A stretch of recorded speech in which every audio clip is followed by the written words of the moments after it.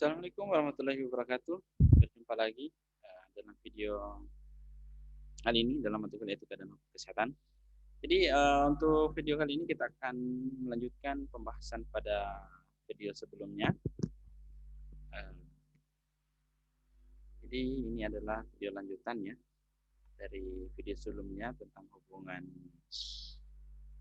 pasien dengan tenaga kesehatan dan rumah sakit. Jadi pada kali ini kita akan melanjutkan pembahasannya.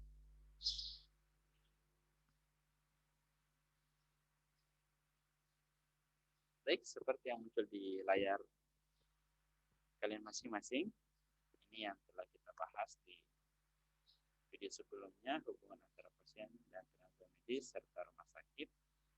Nah, ini latar belakang pengertian dari konsumen, tenaga kesehatan, pengertiannya. Nah, ini yang telah kita bahas ya di video sebelumnya. Oke, sampai di sini transaksi terapeutik. Nah, oke. Jadi pada video kali ini kita akan membahas mengenai hak dan kewajiban pasien. Jadi sebelumnya kita sudah sempat singgung mengenai hak dan kewajiban. Seperti ini, transaksi terapeutik adalah perjanjian antara dokter dan pasien berupa hubungan hukum yang melahirkan hak dan kewajiban kedua belah pihak. Oke, jadi pada video kali ini kita akan membahas mengenai hak dan kewajiban pasien. Jadi setelah itu ada lagi beberapa materi. Baik, kita mulai saja untuk penjelasan materi pada video kali ini. Hak dan kewajiban pasien. Yang pertama adalah di sini ada dasar hukum. Ya. Di sini ada Undang-Undang Nomor 23 Tahun 1992 tentang kesehatan. Nah, di situ juga diatur hak dan kewajiban pasien. Kemudian peraturan pemerintah nomor 32 tahun 1996 tentang tenaga kesehatan. Kemudian keputusan Menteri Kesehatan nomor 647 garing Menteri Kesehatan garing SK garing 4 tahun 2000 tentang registrasi dan praktik perawat. Kemudian yang ketiga surat edaran Direktur Jenderal Pelayanan Medik. Direktur Jenderal Pelayanan Medik IM 0204 352504 tahun 1997 tentang pedoman hak dan kewajiban pasien, dokter serta rumah sakit. Selanjutnya dasar hukum berikutnya adalah surat keputusan Direktur Jenderal Yanmed nomor 0003266951 tahun 1997 tentang berlakunya hak dan kewajiban perawat dan bidan di rumah sakit. Baik, itu menjadi dasar hukum hak dan kewajiban pasien. Nah, hak pasien di rumah sakit. Jadi apa saja jadi hak dari pasien di rumah sakit? Yang pertama, pasien berhak memperoleh informasi mengenai tata tertib, peraturan yang berlaku di rumah sakit. Ini hak dari pasien. Ya. Ini sudah diatur dalam undang-undang tadi. Jadi pasien berhak memperoleh informasi mengenai tata tertib dan peraturan yang berlaku di rumah sakit. Jadi ketika tidak diberitahu atau tidak mendapatkan, itu adalah sebuah hak pasien di rumah sakit. Dapat informasi mengenai tata tertib dan peraturan. Yang kedua, pasien berhak atas pelayanan yang manusiawi, adil, dan jujur. Jadi kalau di luar dari itu harus dituntut. Bisa dituntut. Ya. Pasien berhak atas pelayanan yang manusiawi, adil, dan jujur. Ya.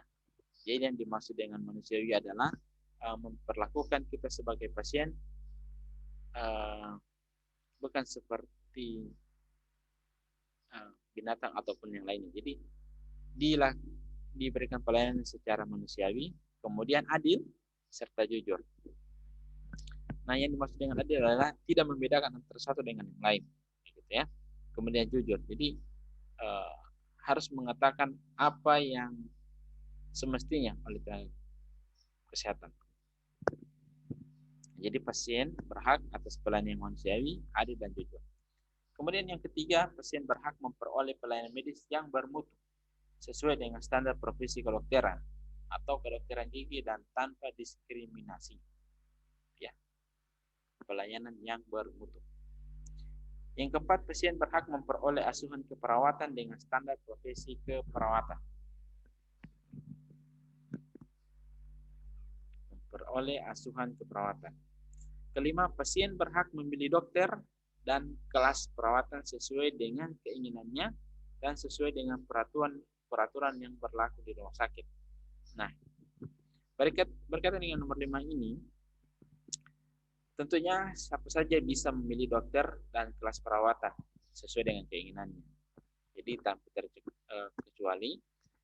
Jadi kita bisa memilih dokter siapa saja dan kelas perawatannya. Nah, contohnya dokter spesialis penyakit dalam A dan B.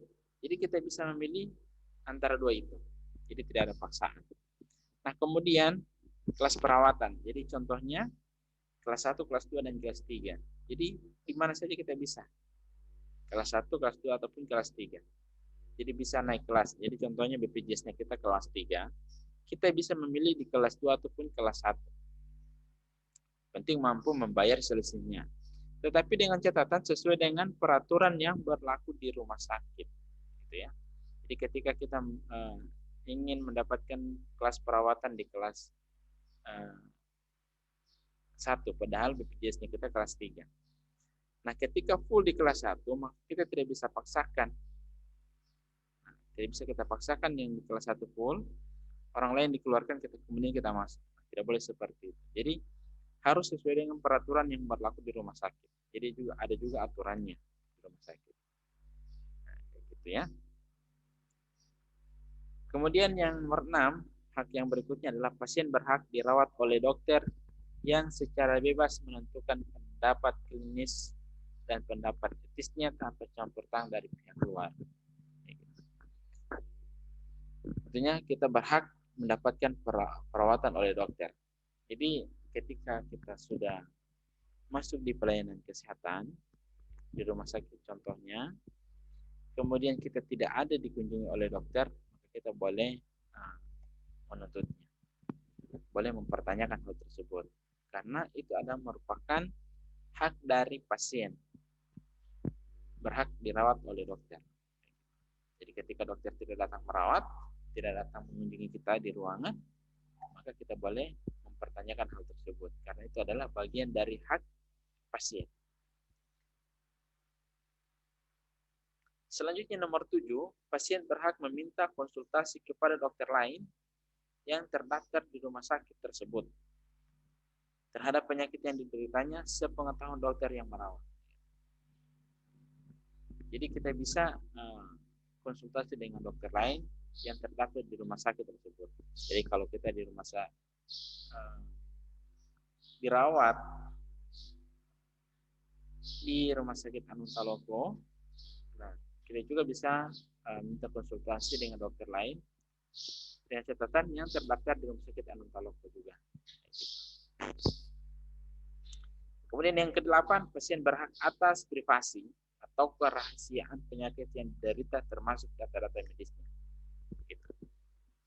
Jadi pasien itu berhak atas kerahasiaan penyakitnya.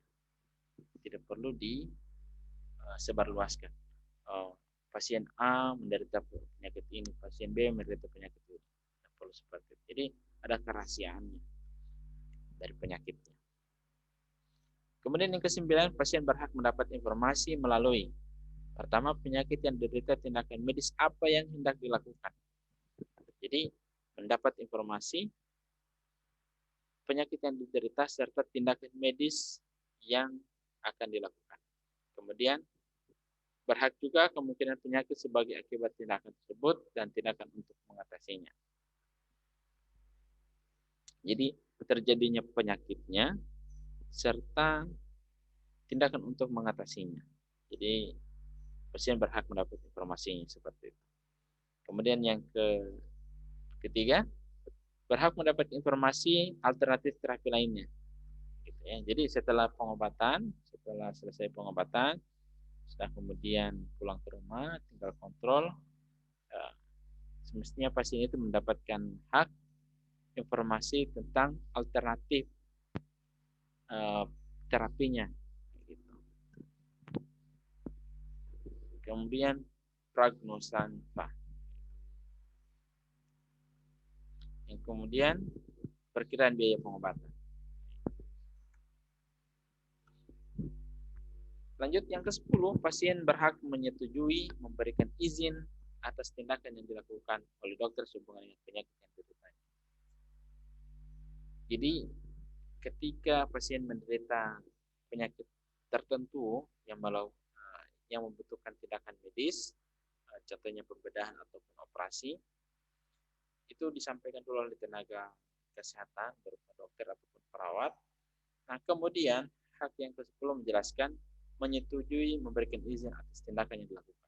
Jadi ketika akan melakukan operasi, nah, itu disampaikan dulu kepada keluarga pasien dengan cara baik-baik, dengan cara agar keluarga pasien tidak langsung shock mendengarkan tindakan yang dilakukan atau operasi. Jadi disampaikan dengan baik-baik bahwa pasien harus dilakukan pembedahan ataupun operasi. Tentunya nanti dibicarakan oleh keluarga.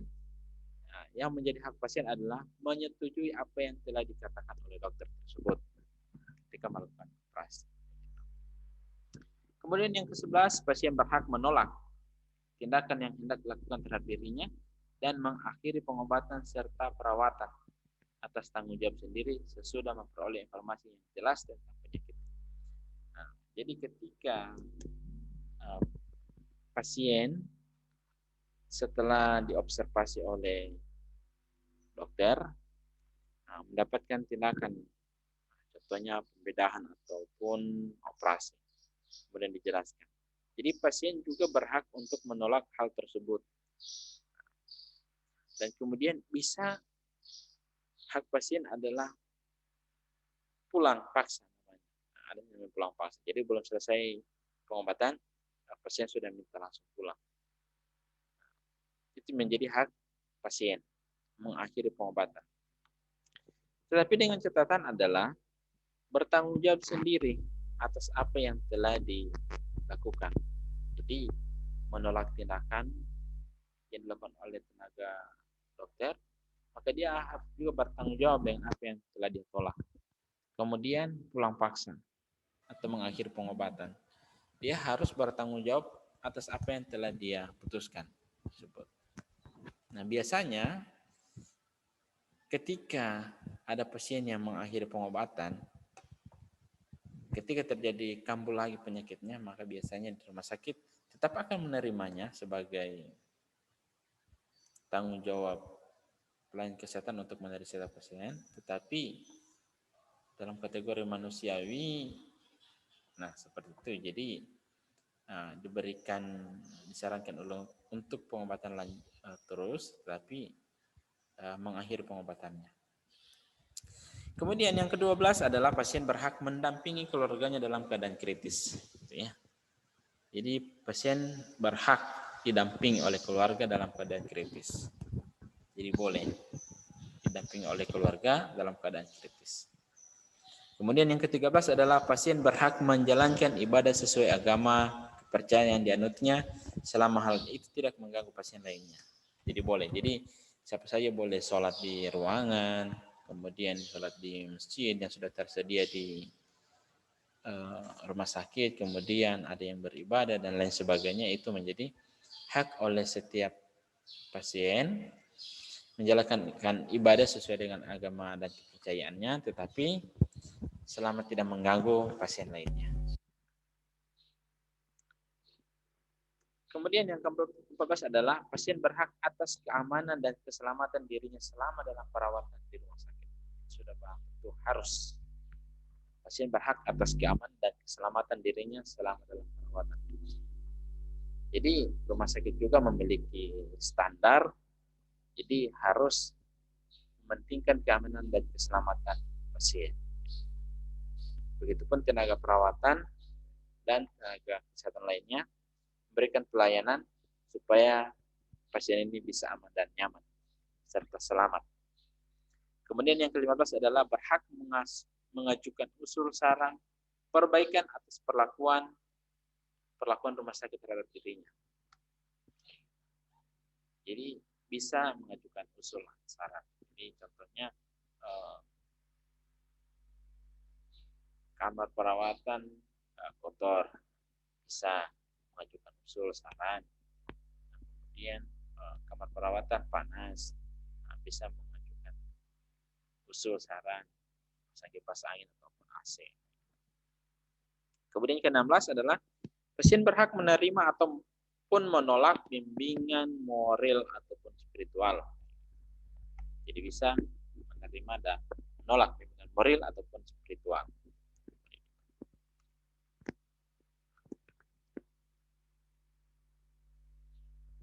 Nah, baik, sampai 16 tadi adalah hak pasien di rumah sakit.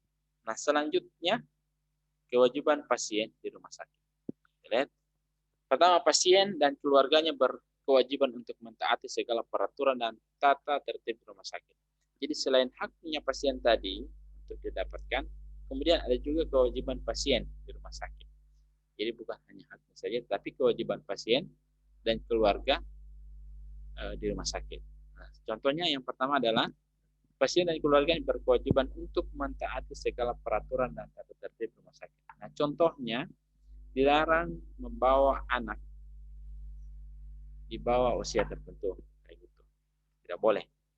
Itu kewajiban yang harus ditaati oleh pasien dan keluarganya. Kemudian membawa di jam malam, kayak gitu. Jam besuk. Kemudian nomor 2, pasien berkewajiban untuk mematuhi segala instruksi dokter dan perawatan dalam pengobatannya. Jadi setelah mendapatkan hak pasien, mendapatkan pelayanan dari dokter ataupun perawat, selanjutnya pasien juga memiliki kewajiban dan mematuhi segala instruksi dokter dan perawat dalam pengobatannya. Jadi bukan hanya haknya saja yang terpenuhi, tetapi kewajibannya juga harus dipenuhi. Contohnya di sini adalah segala instruksi dokter perawatan. Jadi contohnya pada saat pasca operasi, miring kiri, kemudian apa segala macam, nah itu yang harus dipatuhi oleh pasien. Kemudian yang ketiga, pasien berkewajiban memberikan informasi dengan jujur dan selengkapnya tentang penyakit yang diderita kepada dokter yang merawat. Jadi ketika dokter menanyakan tentang penyakitnya, maka pasien itu harus berkewajiban memberikan informasi dengan benar dan jujur. Kemudian lengkap tentang penyakit yang diderita. Kemudian kewajiban yang berikutnya adalah pasien dan atau penanggungnya berkewajiban untuk melunasi semua imbalan atas jasa pelayanan rumah sakit dan dokter. Nah, tentu sudah ini yang harus dilakukan oleh pasien. Melunasi semua imbalan untuk jasa rumah sakit. Tentunya setelah mendapatkan perawatan. Kemudian yang kelima adalah pasien berkewajiban memenuhi hal-hal yang telah disepakati atau perjanjian yang telah dibuat. Jadi salah satu contoh ketika dokter melakukan sebuah tindakan, kemudian di situ tertulis antara kesepakatan atau perjanjian. Jadi tidak boleh menuntutnya. Jadi harus dipenuhi kewajibannya. Jadi sesuai dengan yang sudah disepakati bersama. Nah, baik. Jadi itu ada 5 kewajiban pasien di rumah sakit. Semoga menjadi perhatian kita semua dan bisa menjadi ilmu tambahan untuk kita semua. Baik, demikian itulah penjelasan materi pada video kali ini, hak dan kewajiban pasien yang telah kita bahas pada video kali ini. Baik, mohon maaf atas segala kekurangan, mungkin ada kata-kata yang kurang berkenan, kemudian ada penjelasan yang masih kurang, mohon dimaafkan. Nanti kalau masih ada yang butuh penjelasan, nanti kita akan bahas di video berikutnya dan bisa menghubungi dosen. Ya baik, saja mungkin pada video kali ini untuk penjelasannya.